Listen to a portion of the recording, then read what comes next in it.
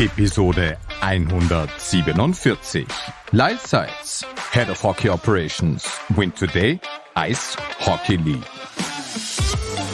If the first review is inconclusive, you still have your, let's call it, free coaches challenge. So if you keep getting them right, you might have 6 You could have 6 if you kept getting them right. But as soon as you get one wrong and it's conclusive that you're wrong, then the clock is ticking. the clock is ticking, and it's a minor penalty. Then if you say did it a third time and you were wrong, it's a double minor penalty. It keeps incrementing itself, right? win2day Hockey Over. In diesem Augenblick wird jetzt richtig hitzig. Und die Scheibe kullert über die Linie. Mittendrin stand nur der Ball. Das ist unglaublich, was die hier zelebrieren. Nice move, another nice move. Oh, he scored! Oh, what a goal! It doesn't get any better than this. It is becoming a monthly occurrence that we do have the head of hockey operations of the win2day Ice Hockey League here in win2day Hockey O'Clock. This time around, I'm especially pleased to have him because now, today, we get to tackle some of the questions that you, viewers and listeners at home, sent around. And viewers is probably the key word.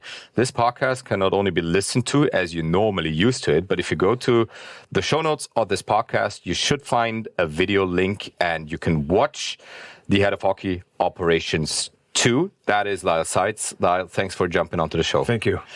Lyle, a lot of things have transpired in the 59 games that have been played so far. We've seen a fifth of the regular season being played out. What's the assessment so far of those 59 games? What's been good from your end, and where is room for improvement?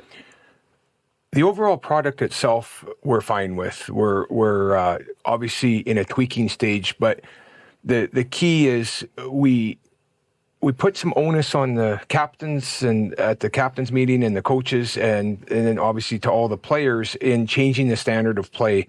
And obviously that translates to the referees as well. What are they calling? What are they not calling? But it's not about what the referees are calling. It's always about can the players adapt? Can we change our game? And that's where we're at. And, we were up in that, basically playing 1/3 of every game at the beginning of the year on special teams, meaning somebody was shorthanded. And you'll see in the last couple of weeks where it's starting to come down. Our penalty minutes per game or special teams is starting to come down. And that's not because the referees are laying off the standard. It's actually quite the opposite. We're trying to put a push on to even make it more, but we have to give the players time to adapt. And so right now with the league, we're in a little bit of a transition right now, but we feel we're making that turn right now, and we feel like we're making progress. This kind of transitional period, does it happen every year? Is there always like this sweet spot or point in time where it might take place? Well, no. It happens every year, yes. Is there a time and place that's specific? No. Even checking from behind, boarding, checking to the head, we're tightening up a bit more on. Because we don't know how when we started to clamp down on stick fouls, checking from behind, boarding, those started to creep into our game more. And so we have to adjust as the players adjust. So it's not something where we have a timeline, we have a date, we're going to do this on this date. We have to constantly go with the flow. Now, if something happens in a game, that's one thing. If it happens over a weekend, that's even one thing. But when we start to see a trend, we call it a trend, where we've seen multiple games over a multiple period of time, and these same occurrences are happening, maybe they're penalized but not penalized enough, or maybe they're not being penalized, then we have to go and work with the referees, we have to go work with the coaches, and we have to obviously work with the players. Now, the last time around, you jumped onto the show that was before the season. You educated the viewers back home and told them this year one of the points of emphasis will be stick fouls. How have stick fouls and the assessment of stick fouls, how has that gone so far? Well, I think there's no way to say, it's 10% better, 20% better. But what we can say... But is there a gut feeling? 100%. We just had 2 nights of Champions League games. We obviously had 3 teams playing in there. And if you go and look at the stick fouls, like we would notoriously have a lot of stick fouls when our teams went and played Champions League. And that's even come down. And the quality of play we're turning that corner. But it's not about clamping down the stick fouls. It's how do the players make that adjustment? How do they change? So that means they got to actually have that extra step. They got to be in that right position, because a body check is a legal act. But what people don't realize, if you haven't played the game, is it's very difficult to make a good legal body check. And that's all to do with your feet. So what we're trying to do is get the onus off the sticks and get it more on the feet of how the players are approaching in a defensive manner. Very curious to find out how the season will go on, and obviously the emphasis on all the different rules aspects. But this video podcast really comes to life with you listeners and viewers back home sending us your questions. This is your space to hear from the league. This is your space to hear from Hockey Ops, and a couple of people already used it, put forward clips. You can do so from now up until the end of the year. We're running this as a kind of monthly feature. And if you have a question regarding a suspension, why there is a suspension, why there wasn't one, everything that you deem worthy, pass it on. We'll gladly talk about it. And the very first clip that a user from back home sent in and wanted us to review takes us back to opening day or opening night. That was a game between Pustertal and the Pioneers, and Kevin Matuszynski, number 71 from the Pioneers, got a 5 in the game misconduct. The question, and we'll look at the clip in a bit, but the question from the viewer back home was, why was there no suspension? We'll have a look at the clip. You'll probably run us through it, and then we'll talk about it. Takes place in the upper left corner. I was going to say, for the viewers, it's right in the corner, and we'll have a couple more views at this. And it's probably easier, Martin, to let the video run, let people determine for themselves it's a judgment thing. It's not that I'm right or wrong on this.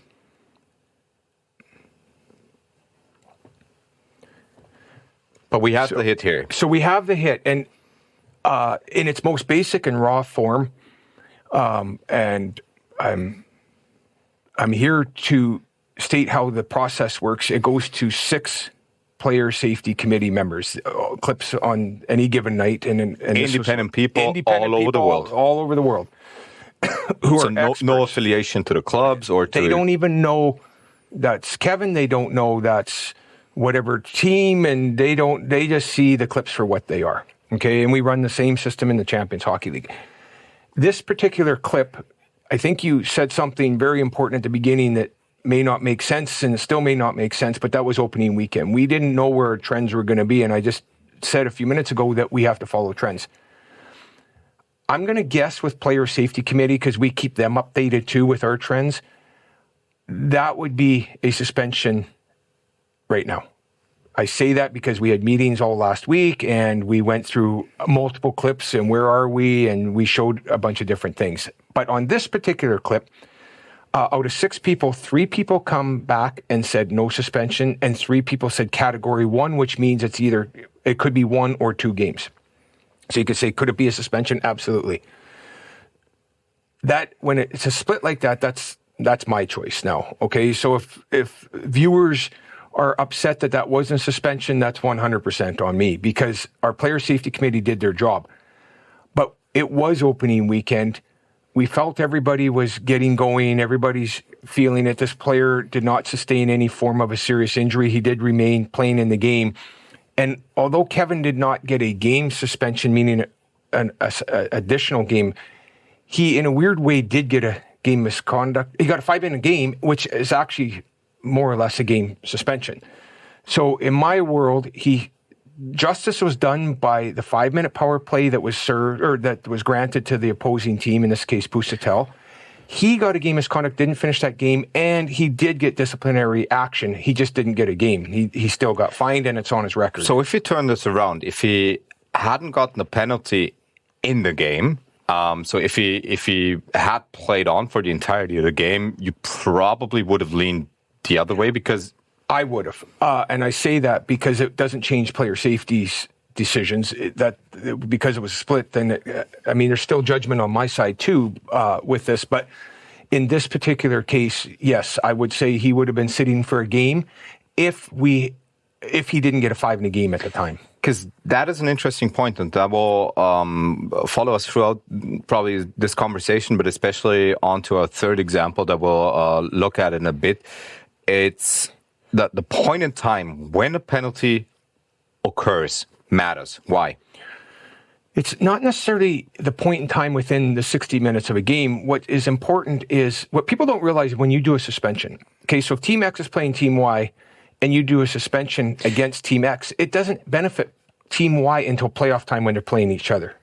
In some cases, it can even be detrimental because if you take a good player out of a lineup and they're playing different teams, but they're all competing for the standings, this is why we don't see 8 and 10 game suspensions. This is why we don't see, whatever people may think. What we do is work. There's two parts to it. One is if you committed the crime, you have to do the time. And two, and in many cases, and in this case, it's easier to phone and deal with this, saying, Kev, if you keep this kind of play up, if you keep doing this, you're now considered a repeat offender. You have been disciplined already, and now that will come back. If he does that same style of hit again, it will come back. Instead of maybe being, I said category 1 could be 1 or 2 games, it's probably going to be a 2 game. But then because he's now a repeat offender on this, it would actually be 3 games. So you can see it again, it's all chronological. So it's not like we sit there, Kevin was not a repeat offender. So in this case, Kevin finishes the check. He plays hard. We're very aware of every single player's way they play. But on this particular situation, and again, I'll take 100% of the decision on this in the sense that I had that option because Player Safety Committee was split on it as well. A week later, we're moving away from opening weekend. A game occurred in Felke between the Pioneers and the Steinbach Black Wings Linz that I happened to attend, and I sat in the stands, and it happened in the far left corner. So right. I was sitting on the opposite side of the cameras. So turn your attention to the far right corner. I see in the corner of my eye the hit that Brian Lebler is gonna lay out on Oli Vantaja. He goes into the boards and he doesn't return. He hasn't played since. We're recording this conversation on a Friday, October 13th to be specific. And it wasn't penalized in the game, and it wasn't penalized afterwards. And again, corner of my eye, I thought, well, kind of feels like a suspension. Player doesn't come back, but no supplementary discipline was taken. Let's have a look at the clip. Again, focus on the top right-hand corner. Top left-hand. Right. The top left-hand, pardon me, yeah. And there'll be one more angle again, slowing it down. Actually, it'll be a couple more angles, but there are a couple more slow motion parts. So it's Lebler right here, initiating contact and hitting him. Right. So this clip was sent to Player Safety Committee. All 6 members come back, no suspension. In this particular case, I agree 100%. And you can look at this from whichever way you want to look at it. But we have a player coming around the net, which in itself, because that net, it's a stationary object. So it creates specific lanes. And there's not a single coach that doesn't teach lanes, and there's not a single player that doesn't pick his lanes. In this case, Brian Lebler's picking his lane. He's going on a straight line. He doesn't, elevate. He keeps his elbow tucked. He doesn't pick up speed. He doesn't jump. He doesn't do, what did he do? So what is he getting penalized for, number one? And number two, and this is a real important fact, what could Brian do differently in this situation?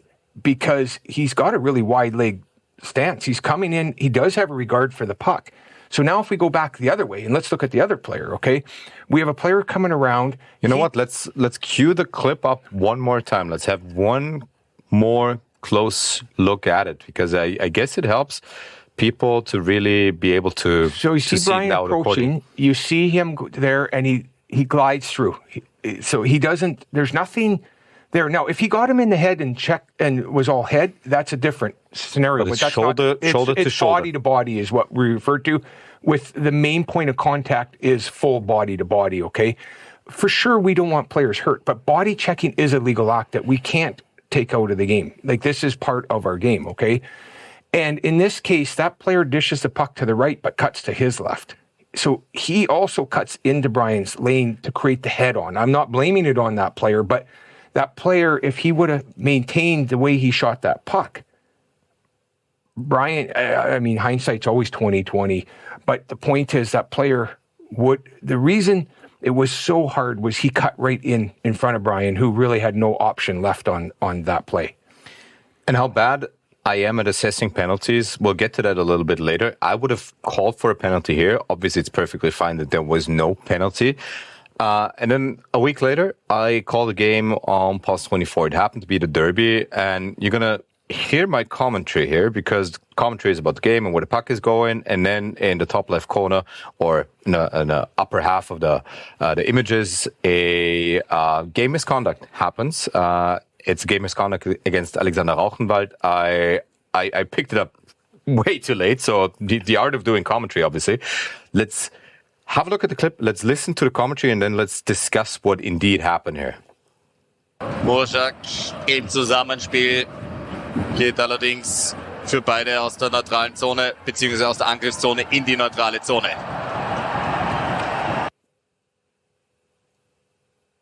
So I'm going on and on and on, and then at one point I'm getting the replay, and I'm like, okay, he's going to go to the bench for what? And I probably have called for 2-minute minor, and it turned out to be a 5-minute major. And I think the refs went to have a look at the clip. Was it an immediate 5 in a game for you when you saw it?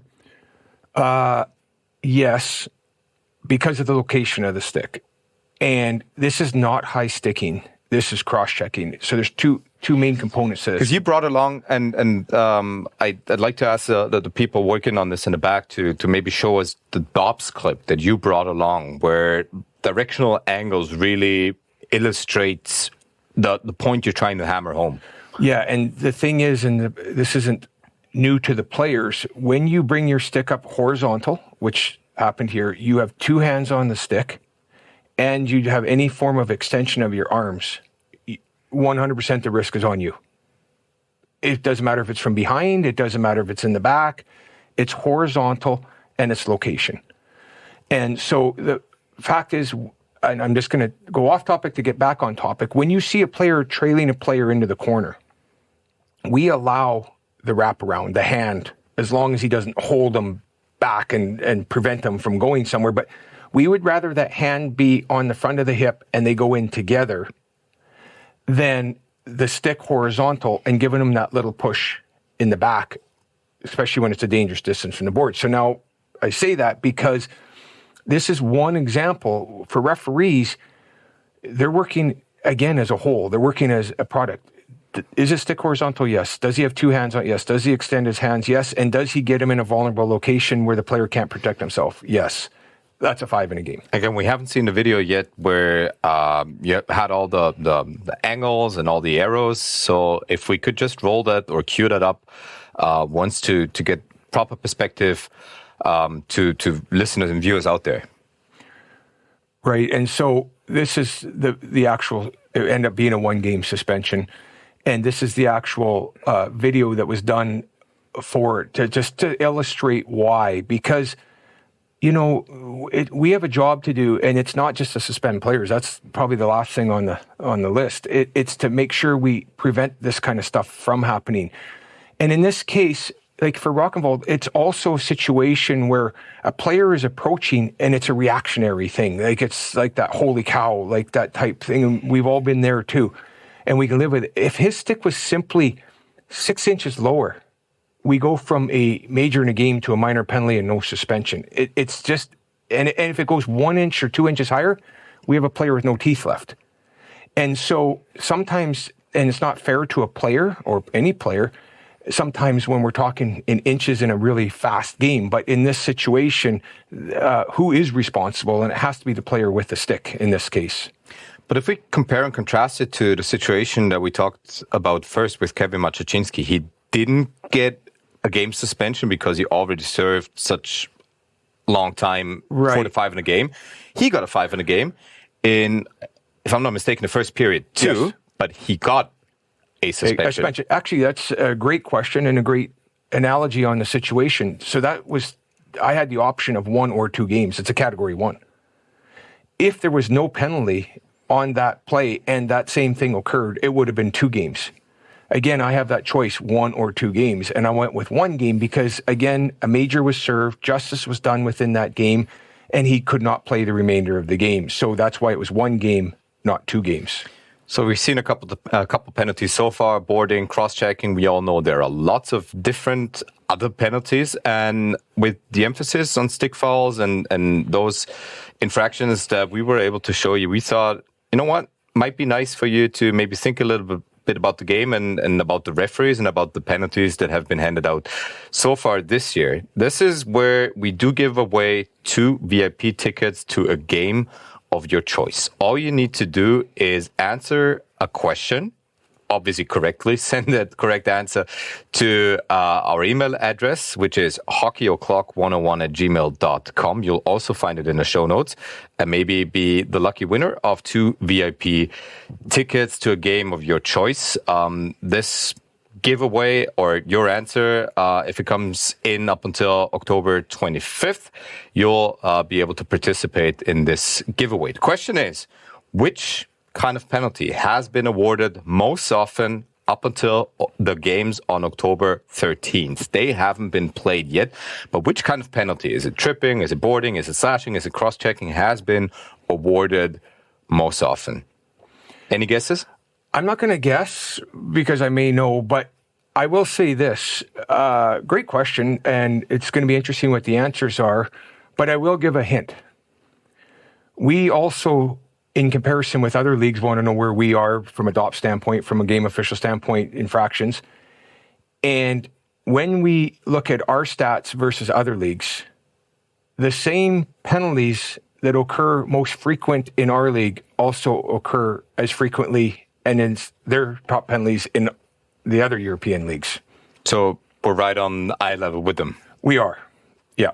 It's good to know. So once again, what kind of penalties have been called most often this year up until the games on October 13th that haven't been played yet?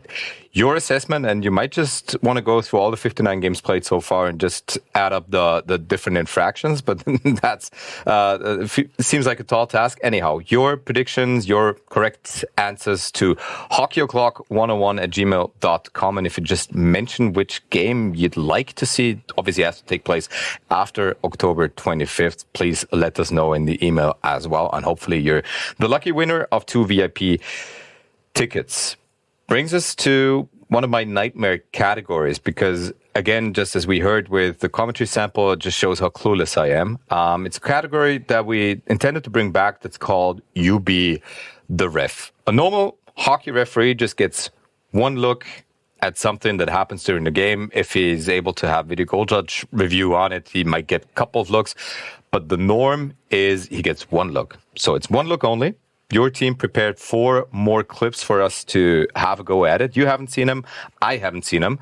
We'll have a look at the... I don't even know which games they're coming from. I don't know what's coming in. So we'll have one look at it, and then we'll try to sort out what infraction indeed happened. So please bring on the first clip of You Be the Ref.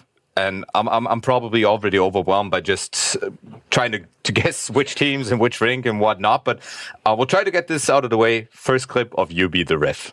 And sometimes, Martin, okay, you have to really look. Sometimes it's very easy. Jesus. Oh, that's off. So the call on the ice is a good goal, but they're calling for video review. So the refs weren't sure either. I mean, they had to. They have to make a call. They have to make a call. Right. They had it as a on a goal. They're Yeah. able to review it. Right. And so at ice level, you said it best at the very beginning, they don't get replays for the most part anytime during the game. And they get one look at it, but sometimes it's even a question mark, did they see it? That's the first question we always have to look at. Did they even see the infraction? In this case, the low referee felt he had a good enough line, he had a good enough feel, and he pointed goal, and that was his judgment at the time.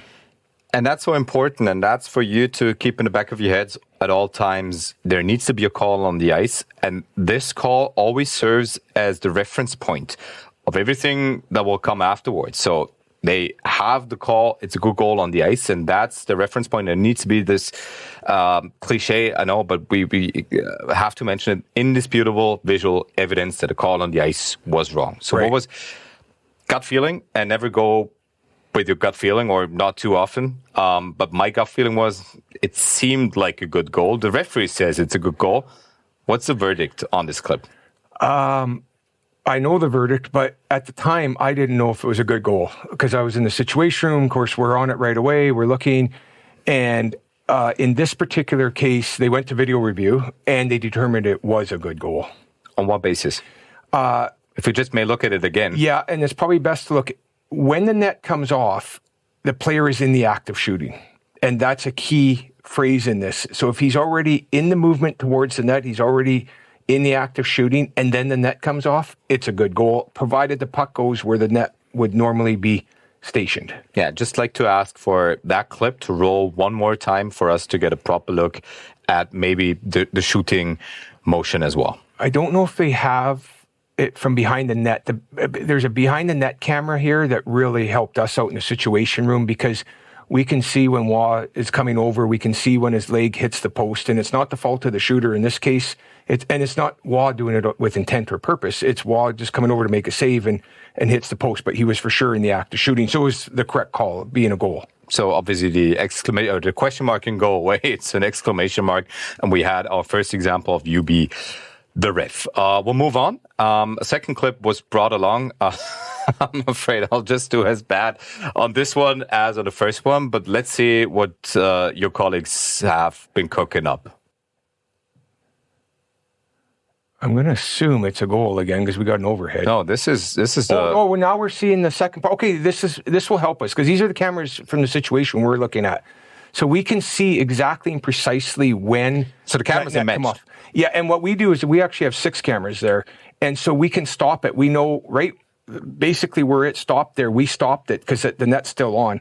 Then we go to we look at where the player was, and he was already in formation for the act of shooting. So we could determine in the situation room that it was a good goal. So that was our reveal shot, and glad that the people in the back got this to us because this probably explains best what we've been talking about the past couple of minutes. But we're moving on to the second example of UB, the ref. One look at it.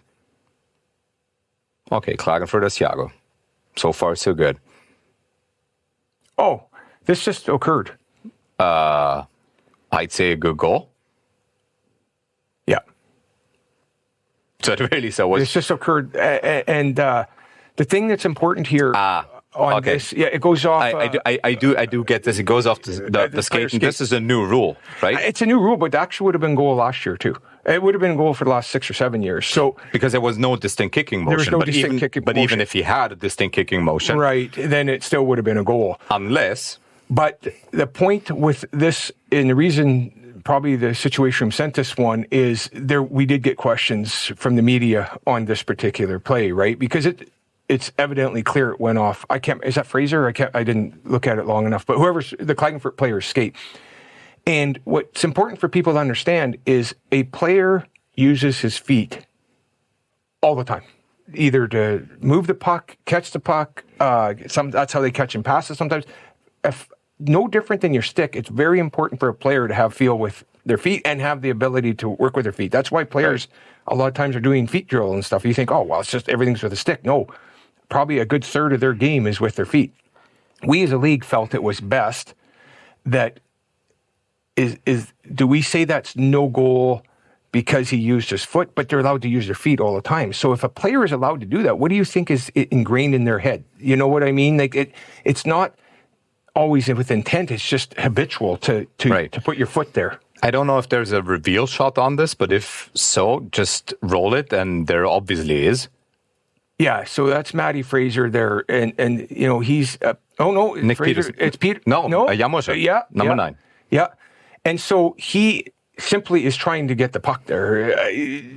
Did it go in the net? Absolutely. But we want that to be a good goal. So we were always so hung up on, is it a kicking motion or not? We could, if you try to narrow it down, we can throw out the kicking motion, throw it out of the window. The only time the kicking motion does matter if it happens in the crease, correct? In the blue paint, correct. Yes. And the players, it's been prefaced to the players also that this isn't the Wild Wild West and we can go around kicking everything. Because there's a second rule in the rule book that even if I'm going for the puck, if I wind up and do, let's call it a soccer style kick, because I think that would translate pretty easy, and I hit somebody in the face I kick them. That's not kicking the puck, that's kicking. And that's actually a 5 in a game, and that's actually very suspension worthy.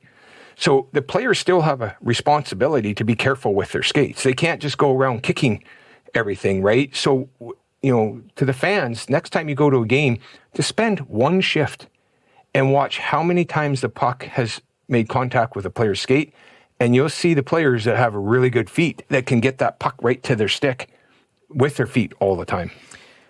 2 down, 2 to go. You be the ref. Example number 3. Okay, Villach against Pustertal. Happened recently too. This just happened Sunday, late in the game. It's 4-3, 9 minutes left. So there's someone down on the face-off circle. Yeah, there's somebody down. And everybody's seen it now once. That's the referee's version right there. I just saw, okay, there's someone down. Something must have happened. Something must have happened, right? There, yeah. And I'm in the situation room. I'm watching the game. And my first gut, it's funny when you're sitting in a situation room and you're seeing all these games and you're seeing everything going on. Sometimes it's the way the player comes off a check or the way the player spins or the way the player, in this case, goes down. Something clearly happened. This isn't embellishing. This isn't a case where a player just decided to go down. But you can't make calls on something must have happened. Must have happened. So in this particular example, I too, in the situation room live, thought for sure the Phelak player going through 2 players, there was an elbow, there was a shoulder, something contacted. Because that guy also, it's not just the fact that he's going down, it's that he goes for his head right away. You know what? We'll roll the reveal shot and try to find out what indeed happened. Take us through it. Okay, so now we got 16 coming through. Player, he's going for the puck. It was his own player's stick. He definitely got hit. He definitely had a reason to go down. Yeah. And I'm glad the Situation Room sent this clip because when you see it in replay, isn't that the easiest call to not make? Right. It shouldn't be a penalty. Yeah. But it was a penalty. And, of course, we call it the hockey gods weren't working with us that night because Pustertal scored, made it 4-4 on that PP. And we end up going overtime in that game. But I guess it just shows you get one look. The margins of error are so slim. And I mean, this is where every Monday morning quarterback at home says, like, well, why didn't they get this right? Right. And the thing is, here's how we look at it as a league. Number one, was it wrong? Yes, we can't deny that. Should have not been a penalty? 100%. Shouldn't be a penalty. The referees cannot go to review on that because they did not call a major in a game. They don't go to video just for normal stuff, or we could have 3 or 4 hour games if we had to review every single thing. So this, in a weird, warped way, is part of the game. This can happen in any league, anywhere, and it does happen. But what's more important for us as a league, if we look at that low referee that actually made that call, he had himself in a good position. He had a good sight line. There's not a lot he could have done differently. And so do we want to be mad at the referee because he made an incorrect call? That's human nature. But we actually look at this very differently.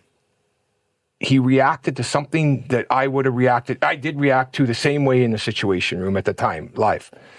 And we actually have to support the referee in this case. This isn't one where you go and we have enough cases where we have to alter the referees, change them. This is wrong. This is whatever.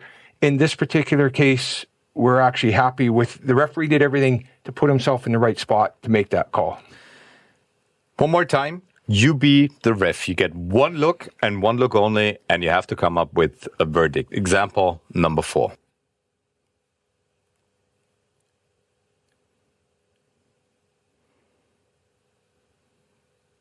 Okay, that has to do something with being onside? Yeah, because we got a goal here. Situation Room like goals. sending goal clips. Obviously, It felt like he was onside. So a good goal. What was the call? What was the call on the ice? This one.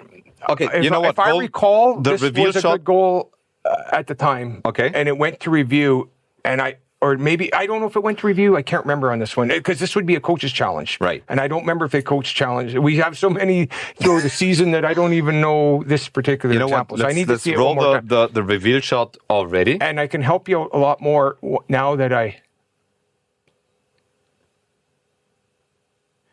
Oh, it was a coach's challenge. And it is onside. But they challenged it for offside. That's the only thing. And it wasn't the case. And it wasn't the case. So they have it as a good goal. I can see the referee pointing. And obviously the other team challenged it for an offside. And probably in fast motion and regular speed, it would, because you got player coming out, player going in, and then the player with the puck, which was not total puck possession. So it is a funky kind of play. But as it turned out, it was onside and the goal remained. And that's the case. We're talking about bang plays and players skating at 30 to 35 kilometers an hour all over the ice. It's just, I'm each and every time we're doing this, I've got more respect for all the referees out there having those up to 300 decisions per game that they need to get right. But the one thing that I'm always curious about, and I'm glad that we're getting this opportunity, is the coaches' challenge as a device for coaches to obviously get something right or changed, but them not putting something on the line. In the NHL, if you're having a coaches or issuing a coaching challenge, you are putting a 2-minute minor on the line. So if you're calling for the review and it's that the correct call was made, you have to play shorthanded. Why is that not the case here? It is the second time and on. The first time it's not, and there's a very simple explanation to it. We do not have the technology that the NHL has. So on a bench, if you went onto an NHL player's bench and seen the amount of iPads and the amount of computers, and even built into the floor, you'll see a coach looking down a lot of times because they have cameras, or the angles underneath them. They have all this technology. We quite simply do not. So, but what's missing? Is it 3 iPads per team, or would it be an entire video it's system? Not just a matter of putting an iPad or 2 or anything in the player's box. Everything has to be in real time. We have to have those cameras. They have to be able to have a legitimate look at it as well. And quite honestly, in the NHL, I mean, every team's a little bit different, but they have, I couldn't even fathom to guess because every team's a little bit different, but let's say upwards of 20 coaches. And I say that because there's a skating coach, there's a fitness coach, there's all these coaches, and there's video coaches, and there's analyst coaches, and there's all these coaches. We don't have that luxury here. And so the fact of the matter is, for the most part, the coach or assistant coach that's on the bench, or perhaps the video coach upstairs that has a headphone into down to the player's bench, Spidey senses might have tingled and they feel something there. But even they don't really have that technology in that quick a time frame to go back, analyze, and look, where in the NHL they do. Right, but in essence, you're still getting one free review, and the second one is the one where you might get a minor. If the first review is inconclusive, you still have your, let's call it, free coach's challenge. So if you keep getting them right, you might have 6 You could coaches. have 6 if you kept getting them right. But as soon as you get one wrong and it's conclusive that you're wrong, then the clock is then ticking. the clock is ticking, and it's a minor penalty. Then if you say did it a third time and you were wrong, it's a double minor penalty. It keeps incrementing itself, right? So, there's also people out there that say, oh, this is really slowing our game down, it takes away. It actually did not affect our game time at all, our overall game time from before we had it till we have it. And what it does, and this is probably the most important thing that nobody realizes, is we call it relaxes the game. It chills the game. Because at least by the referees having the ability, either through coach's challenge or video goal judge review, everybody can take a minute. They've seen it on video. Hopefully it's conclusive. It may be inconclusive, but the coaches are told that. And it brings the temperature of the game down so we can get rolling again. If you don't have that, the temperature then, especially if a team feels they're hard done by, it just keeps building and building, and we do have long, long games. Glad that we figured this one out. Thank you so much for doing this. Quick reminder for the people back home, we're doing this every month roundabout. If you have questions regarding the hockey ops and the refereeing part, please send them along. For the moment, so thankful that you took the time and jumped onto Win Today Hockey O'Clock. Well, thank you, Martin. And also for the fans, the game officials are kind of this illusion out there, and they may have clips or something they want to send in, not just from a DOPS perspective or why was this a suspension or not. Also, if your fans have questions about why did the game officials do this or that, and maybe the Vlac situation's a great example, because after seeing replay, how could he call a penalty? But if they understand they can't go to review on that, they can't go, it's arms up, too late, I would challenge the fans to send that to you as well, because, it's important for them to understand. It really is. Again, thanks so much for doing this. Thank you. Win Today Hockey O'Clock. Kurz durchatmen bei diesem Wahnsinn und das ging rasend schnell. Der Traum vom Finale ist erfüllt. Mittendrin statt nur dabei. Die Fans stimmungsvoll und hoffnungsfroh. Nice move, another nice move. Oh, what a goal!